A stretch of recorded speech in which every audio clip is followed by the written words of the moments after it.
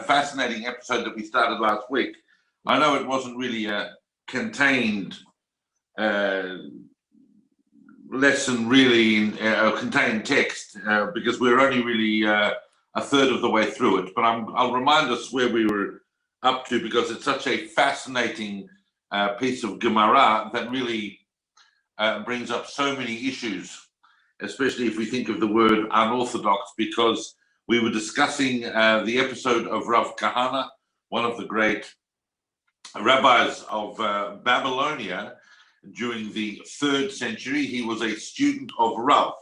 Rav himself, Abba Aricha, had come to Babylonia in around the year 220 to establish the Academy of Surah and to establish pretty much what was going to become the Talmudic tradition of Babylonia that went on to create the Talmud. And one of his primary students was Rav Kahana.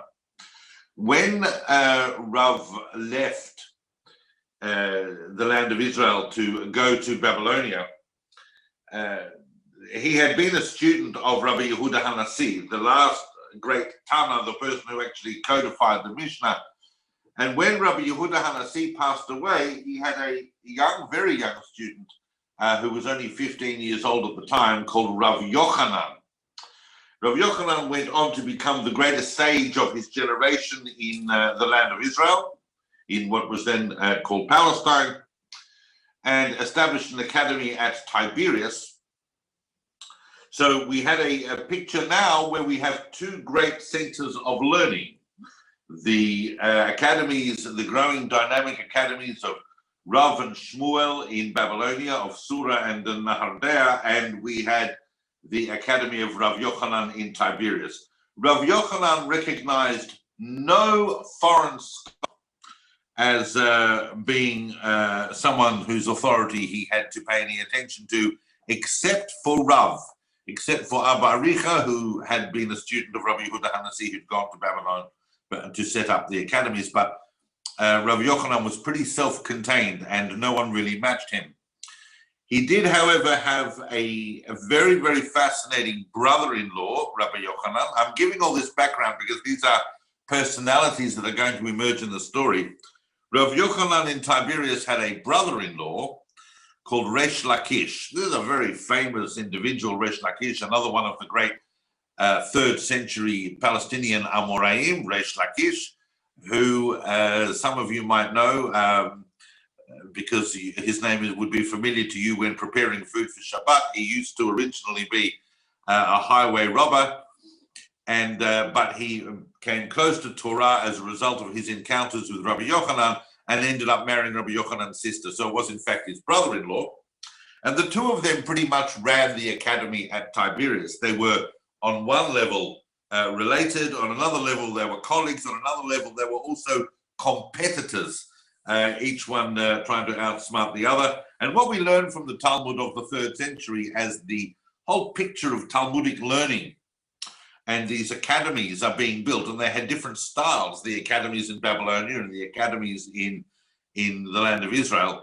What we learn is that they really, really thrived on competition, and they were pretty pleased with themselves, and it would take a lot for anyone coming from somewhere else to prove that they were clever enough to be allowed into or to be considered worthy of having colleague status in these academies. So that background is something that we need to understand. Otherwise, the story as it unfolds, if you don't understand those particular tensions, will be difficult to follow. So if you would recall last week, we started with the story of a guy who came before a court saying that he was intent on revealing to the authorities the whereabouts of his neighbor's straw, so that the authorities could take that straw. This was seen as a tremendous affront to Jewish integrity, and became ultimately, that story itself became, just those few lines became the basis of the laws of Mesira as they evolved in later halakha, the laws of handing over the life and property of Jewish people to the authorities. And Rav Kahana was so incensed by this individual's obstinacy and chutzpah that he killed him in the court. as you would recall. And Rav sitting there going, well, that's not good. You have to go to Israel. So as we discussed last week, he took the first El Al flight to Tel Aviv. No, he didn't, because there weren't any airplanes, but he got up and he ran and he made the 600-mile journey to the land of Israel from Babylonia. And before he went, and he did that because Rav was worried that the authorities in Babylonia would think that the Jews are rebelling, because they apparently, what we understand in the historical background there, is that the autonomy to apply capital punishment was under review by the authorities, that the Jewish communities could have that autonomy, and they didn't want the authorities to think that the Jewish community was rebelling. So Rav Kahana picked himself up and he went. We looked last week at the whole astonishing fact that he wasn't considered to have done anything wrong from the court's point of view, but that the problem was optics and the problem was political. But Rav warned him. He said, Kum sak le'ared Israel, get up and to Israel, v'kabel alach, and take upon yourself, accept upon yourself, when you get to Rabbi Yochanan's academy in the land of Israel, in Tiberius, that you're not going to ask any questions of Rabbi Yochanan for 7 years. This actually, the commentaries try and work out why Rav put this condition on Rav Kahana, not to ask any questions of Rabbi Yochanan for 7 years. On the one hand, it would make sense that he shouldn't make too big a name for himself. He keeps a low profile, even though the land of Israel and Babylonia was 700 miles apart and in completely different political domains.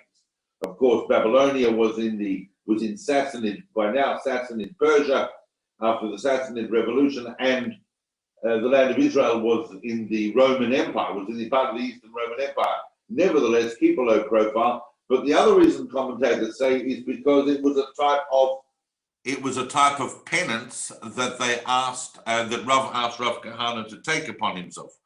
The penance not being for having killed a guy before the court, but a penance, in fact, for having presumed to make judgment in front of his teacher. And even though he was, according to halakha, according to some opinions in halakha, he was correct in what he did, nevertheless, he shouldn't have done that so quickly without checking with his teacher whether that was the right thing to do. And that was a kind of punishment. When you get there, humble yourself. Don't ask Rabbi Yochanan any questions. Even though I know, says Rav, that you are an extremely brilliant person, and you might even be Rabbi Yochanan's equal. Nevertheless, just don't ask any questions. All right. So he gets to the land of Israel. And then we start the second part of the second phase of this fascinating Gemara. So he arrives in Tiberius and he goes into the study hall and he finds Reish Lakish sitting there, Rav Yochanan's brother-in-law. Now, obviously, Reish Lakish had a kind of second in command position. What he found was that he got there at the end of the day when Rav Yochanan, or the end of the morning session, when Rav Yochanan had already given over his classes, and Reish Lakish, the other great sage of Tiberius, is sitting there with the other students, the other rabbinic students, going over the day's material, going over the day's classes, making sure they understood. So Rav Yochanan, the big rabbi, gives the talk in the morning. Reish Lakish is there to make sure during the afternoon that everybody understands it. So that's what he found. He found Reish Lakish sitting there going over it. Amar lahu, and obviously Reish Lakish finished, and then he went. But there must have still been some rabbis milling around. So Amar lahu, Rav Kahana said to them, Reish Lakish heicha, where's Reish Lakish? Where did he go? Where did he go? Amrule, they said to him, Amai, why do you want to know? Well, who are you? Why are you asking where Reish Lakish went? Why do you want to know? Amar lahu, so he said to them, Hi Kushya, Hi Kushya. look, I got this question on what he said about what Rabbi Yochanan's talk was. I got this other question, v'hai piruka. And this would be the answer to the question, and this would be the answer to the other question. In other words, he showed himself to be extremely clever. He said, I heard the revision of the class, but I got this question, that answer, blah, blah, blah. He gave over to these rabbinic students, and they would have gone, whoa. So Amru Leila Resh Lakish. So they went and they told Resh Lakish this conversation that this strange guy from Babylonia who turned up in the Bet Midrash had with them about that day's class, how he completely dissected it and reconstructed it. So Azal Resh, when Resh Lakish heard this, Azal Resh Lakish went, Amar el Rabbi Yochanan. So he goes to Rabbi Yochanan and he says, famous statement, Ari Alami Bavel, a lion has ascended from Babylon. La'ayin ma b'mertivta de la machar, and therefore you really should be very careful and take great care in your lesson that you're going to give tomorrow, because a very, very sharp individual has just arrived from Babylonia, and you don't want to be embarrassed. Just make sure that tomorrow's lesson is shmick, and you've reviewed all the material and you know it well, because he's going to ask some tricky questions. Lemachar, so Rabbi Yochanan says, okay, he got prepared, and Lemachar, the next day, Rav Kahana comes to the academy in the morning to hear Rabbi Yochanan. Otvua b'dara kama kamed Rabbi Yochanan. They put Rav Kahana in the front row. Now, this is very interesting. It's interesting on a number of different levels. Well, I have discussed this elsewhere when we talked about the great academies of Babylonia, that they used to sit in rows. So there were, in fact, 7 rows of 10 rabbis, of the top 70 students of the academy. And that is a Babylonian picture. But here what we're seeing that idea transported to the land of Israel. We don't know if the Palestinian academies were structured like that, with 7 rows of students, and depending on where you sat, which row you sat in, was indicative of your rank in the academy. That has led some scholars to think that maybe this particular picture was a transposition of what was effectively a Babylonian idea a conjecture onto the Palestinian academy. But we're going to assume for the time being that those academies all work the same way. So they put Rav Kahana in the front row, the very front row, in front of Rabbi Yochanan, because they're thinking, well, this guy's going to ask some serious questions, so we'd better put him in the front row. Amar Shmata, Rabbi Yochanan. But remember, what we know, what the reader knows and what they don't know, is that his own teacher, Rav Kahana's own teacher, had told him, don't ask any questions for 7 years. Now, if you were going to be very clever about that, you wouldn't have gone to the Bet Midrash the day before and made such a clever clogs of yourself. But now that he did that, they put him in the front row, but then he realizes, I'm not supposed to ask any questions. So Rabbi Yochanan says the lesson, v'lo akshi. Rav Kahana didn't say anything. Shmata v'lo akshi. Rabbi Yochanan said some more lesson. Rav Kahana stayed shtum. He didn't say anything. And as a result of him not asking any questions or making any comments, they demoted him rank by rank until he was sitting on the very last rank. So during the course of basically a morning, he got demoted 7 ranks because he wasn't saying anything. Amalei Rabbi Yochanan Resh Lakish. Rabbi Yochanan said to his brother-in-law, to Resh Lakish, the Rabbi Shimon ben Lakish, he goes, Arisha Amarta, that lion you were talking about, that's come from Babylon, this great big lion, Naaseh Shual, he's been made a fox. He didn't say anything.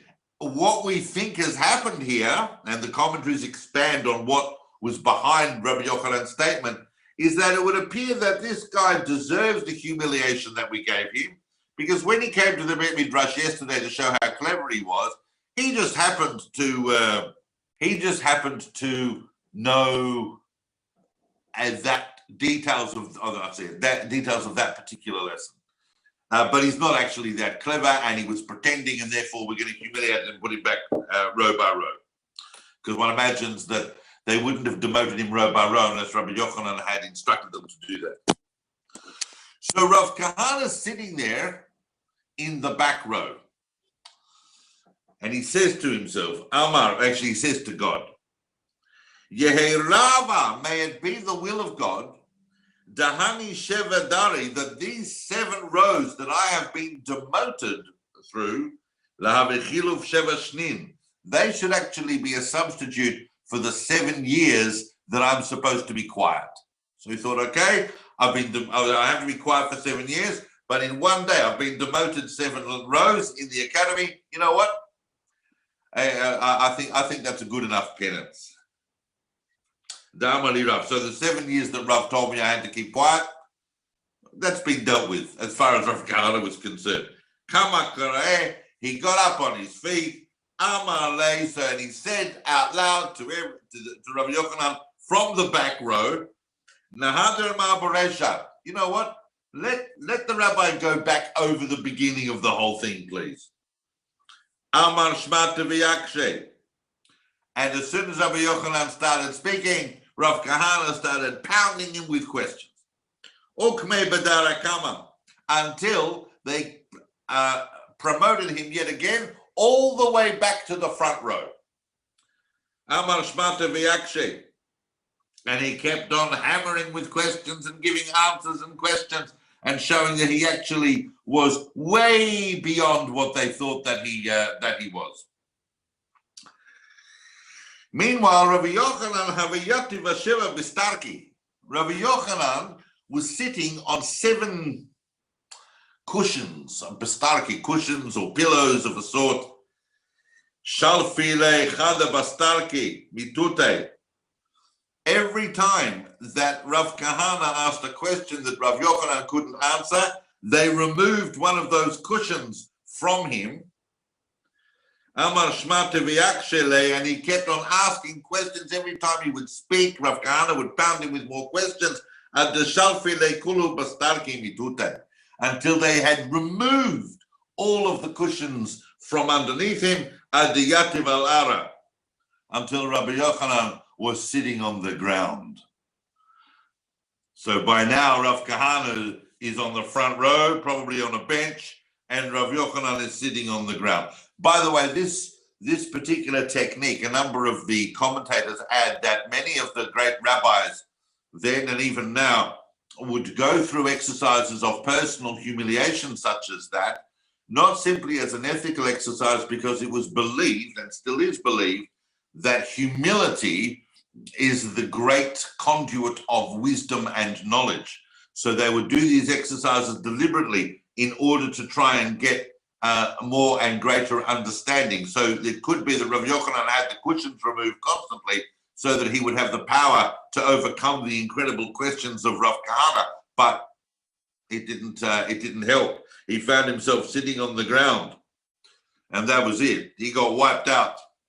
This is Rabbi Yochanan. I mean, this is the greatest sage in the land of Israel in the 3rd century.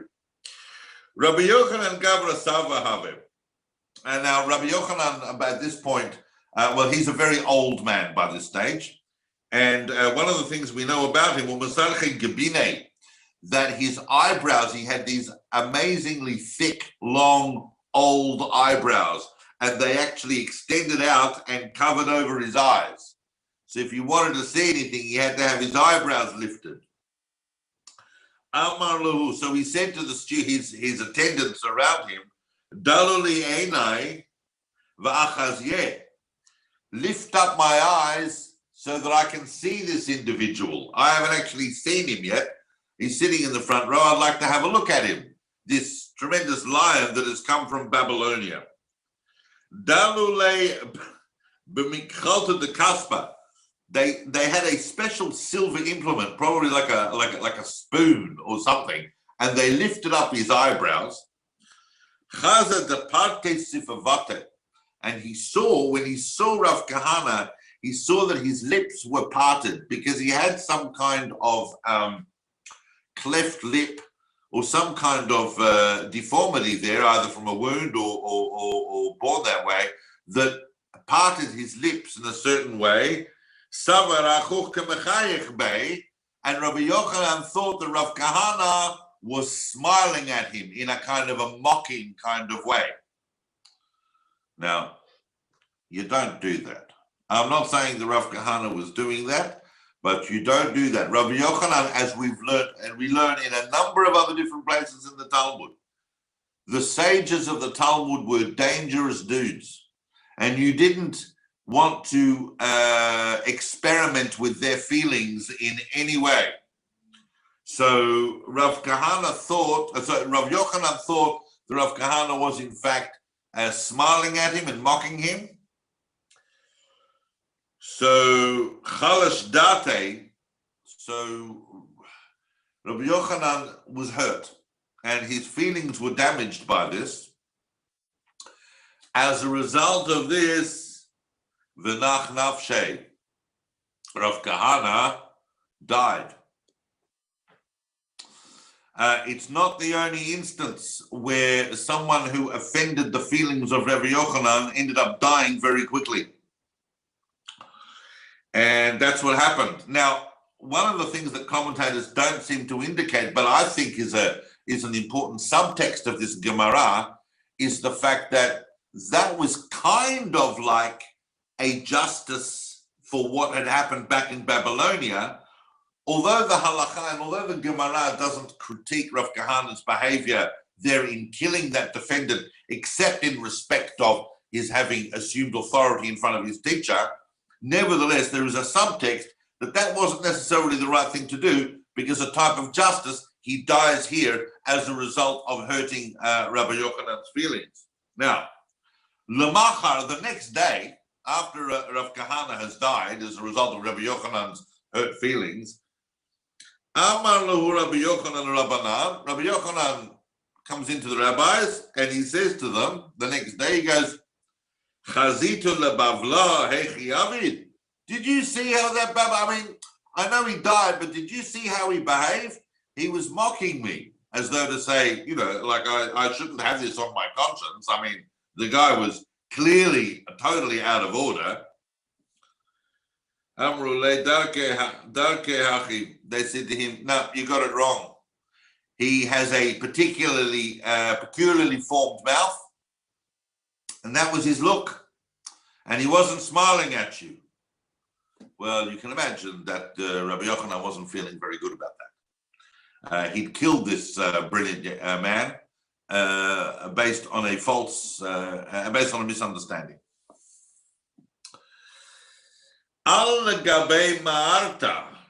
So he decided right then he was going to go to, they had already buried Rav Kahana. And so he went to the cave where they buried him. So he saw that around the cave, I'm reading from the Gemara here, that's why I'm looking down. He saw that surrounding the cave was a serpent, a snake, a huge snake. This is a whole symbolic motif that you find also in other places in the Talmud of a snake. Some of the commentators say that when a person dies, if you're a very righteous person, their yetzer hara, their evil inclination, becomes a snake that guards their tomb during their death. So he encountered this particular snake. Amale, so he said to it, Achna, Achna, snake, snake. Petach pumech, open your mouth. V'yikanes harav etzel talmid, and let the teacher go into his student. Now, the reason for opening the mouth is because the snake is surrounding the tomb with its tail in its mouth, forming a complete circle. So open your mouth and let me in means that open your mouth, take your tail out and open the space and I can go in. But v'lo patach, the snake didn't open its mouth because Rav Yochanan had said, let the teacher come into the student, wouldn't open it. Yikanes chaver etzel chaver. He said, well, okay, open your mouth and let one colleague come in and visit another. V'lo patach. didn't open. Yikanes Talmid etzel Rav, and it wasn't until Rav Yochanan said, let the student come into the master, patachle, that the snake opened up. So Rav Yochanan realized that he hadn't just killed some student, he'd killed someone who was one of, even greater than he was. Barachame, and Rav Yochanan sought mercy, v'ukmei, and he resurrected him. That's how's that for unorthodox? We get quite a number of people who get resurrected in the Talmud. The rabbis have that power. And there are there are a few stories sprinkled throughout Talmud of people that get resurrected by rabbis, and the Talmud just considers that as a pretty normal course of events. So Amalei, so he said to him, after he'd resurrected him and brought him back to life, Amalei, he said to him, if I had known that your face had that particular peculiarity and you weren't smiling at me, but you just looked like that, lochal shadati, I wouldn't have got hurt. And as a result of me not getting hurt, you wouldn't have died. Hashta letemar bahadam. Now that we've cleared that up, says Rav Yochanan, why don't you come back to the Bet Midrash? Come back to the academy and we'll continue like it never happened. So Rav Kahana says to him, Amalei, if you could seek mercy, please, that I'm not going to die again as a result of one of your moods, azilna, I'll go. Azilna. But if you can't promise me that, I'm not going, because frankly, and I don't feel like dying again. It's not my favorite hobby. Hoel b'chalif shata chalif, because these are very ambiguous words of the Gemara here, but most commentators seem to understand that what Rav Kahana is saying is that it happened once that you could resurrect me, but I don't think it's going to happen again. And also, frankly, what's happened is happened, and there's not much we can do about it. Tayare ukme. So nevertheless, Rav Yochanan refreshed him some more and resurrected him. And Shayale called Sveken the Havele, and he asked him every question that he had. Upashtinuhu nehale, and Rav Kahana answered them every single question he had. There are two different views amongst the commentaries about whether or not Rav Kahana stayed in his tomb and decided that he wasn't going to allow himself to be fully resurrected because he didn't want to die again, or whether in fact he went with Rav Yochanan back to the Bet Midrash and lived for many years after. We have different proof texts either way. But the interesting point is how this story ends, because he says to him, Hainu da'amar Rabbi Yochanan. This is what Rabbi Yochanan said, and we have this statement elsewhere in the Talmud. This is what Rabbi Yochanan's famous statement to the rabbis of the land of Israel was, Dilachon amre, whereas I would have said that your great learning in Torah to all of the rabbis of the land of Israel, your great learning in Torah is the result of your efforts and it's yours. Dilahonhi, it actually belongs in Babylonia. And this is the reason why that is a very, very powerful ending for that story, is that during the 3rd century, we see this transition from the dynamic center of the Jewish world being in the land of Israel to being, in fact, in Babylonia.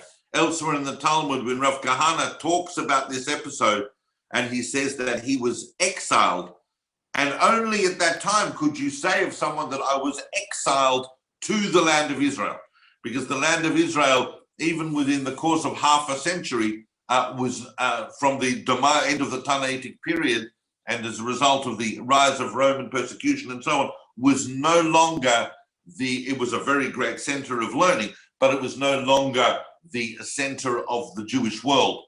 And that is why, in great part, what we see over the next couple of centuries is the development of the Babylonian Talmud, that went on to form the basis of subsequent halakha. If there is ever a conflict between the Palestinian and the Babylonian Talmud, we follow the Babylonian Talmud, even though the Babylonian Talmud was written outside the land of Israel. There is an idea within Jewish life that even with the great importance and centrality of the land of Israel, the center of the Jewish world is where the center of Torah learning is.